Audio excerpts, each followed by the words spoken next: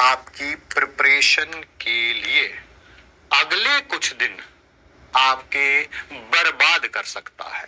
ठीक है, उस टॉपिक का नाम है आपका लास्ट ईयर का जो एग्जाम आपने दिया था नीट 2025, उसका रिजल्ट।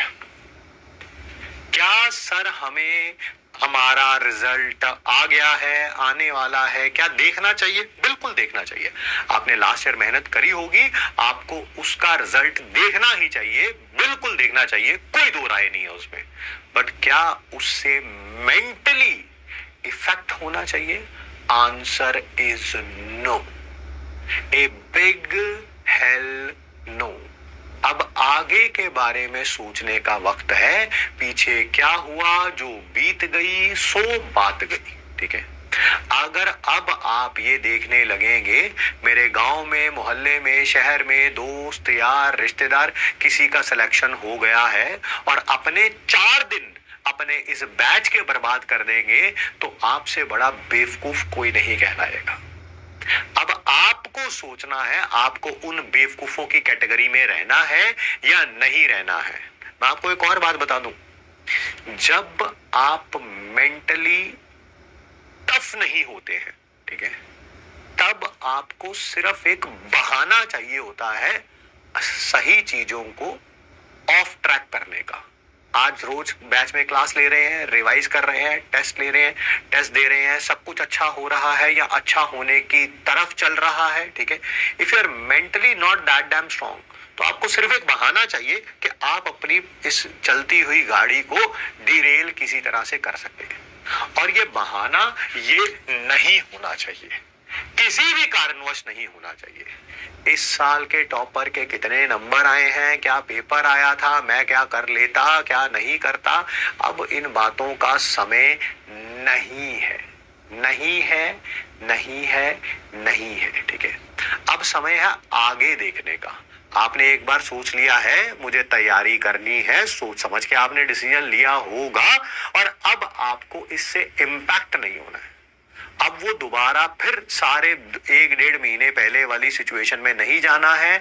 जिस दिन एग्जाम हुआ था उस दिन मूड खराब हो गया था, 2-4 दिन खाना नहीं खाया था, किसी से बात नहीं करी थी घर पे। अब वो दोबारा सिचुएशन नहीं आनी चाहिए रिजल्ट पे।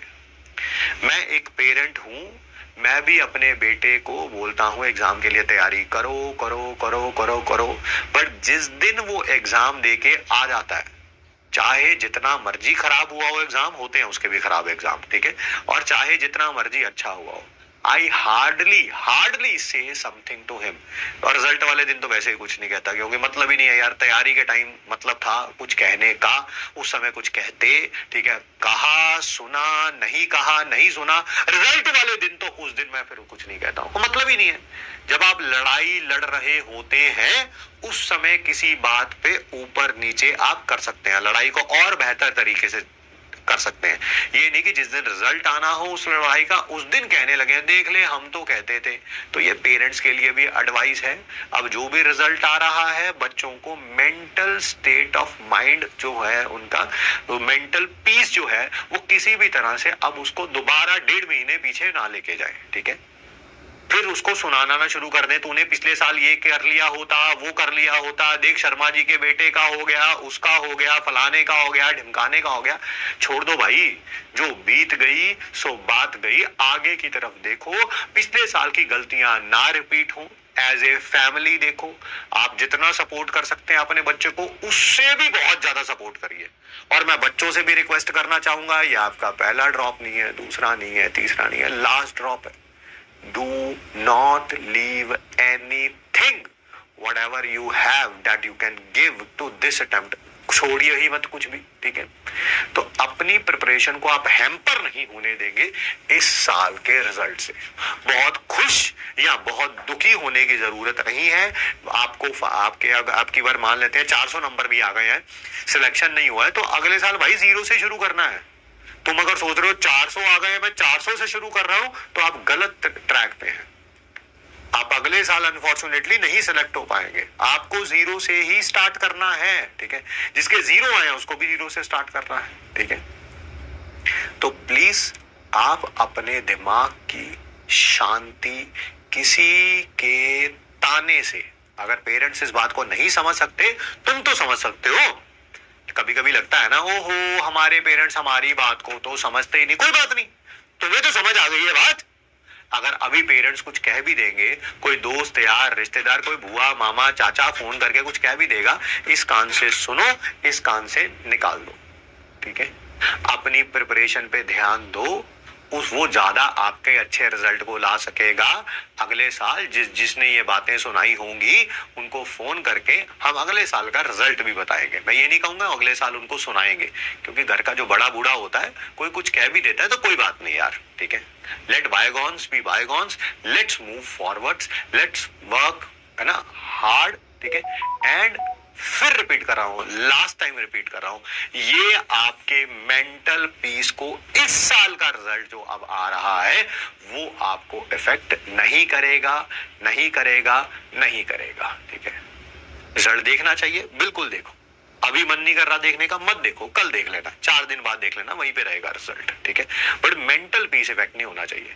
पता चले अब तीसरी क्लास आने वाली है, तीसरी क्लास इसी कारण छोड़ दे, ओ मेरे तो सिर्फ 200 नंबर आया। तो वो पता ही था तेरे को 200 नंबर, तो डेढ़ महीने पहले पता चल गया था तेरे को 200 नंबर आया।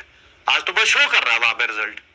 थोड़ा मेंटली साउंड बनो भाई, है ना, मेंटली बहुत स्ट्रांग होना पड़ेगा यार, डॉक्टर बनना है तो। ठीक है, 200 नंबर आज थोड़ा आया, 1.5 महीने पहले आ गए थे। तो यस, 1.5 months बैक अप्रोक्सीमेटली आ गए थे, बस आज वो दिख रहे हैं आपको स्क्रीन पे। आज तो 1.5 महीने पहले गए थे। तो 40-45 दिन हुई हुई बात के पीछे हर दोबारा शुरू कर देना उस बात को, आई डोंट फाइंड इट कि आप मेंटली उतने ज्यादा फिर फिट नहीं है। ठीक है, सो बात को समझिए, it should not hamper your growth, your progress, your selection in any way out.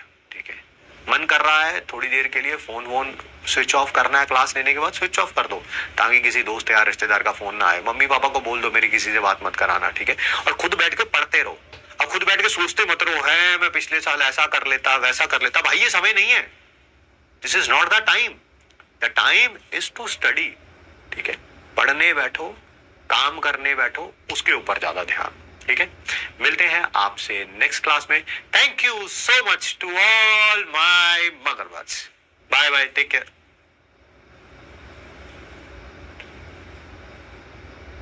कर दो बंद, वहां से नहीं होगा, वहीं से होगा।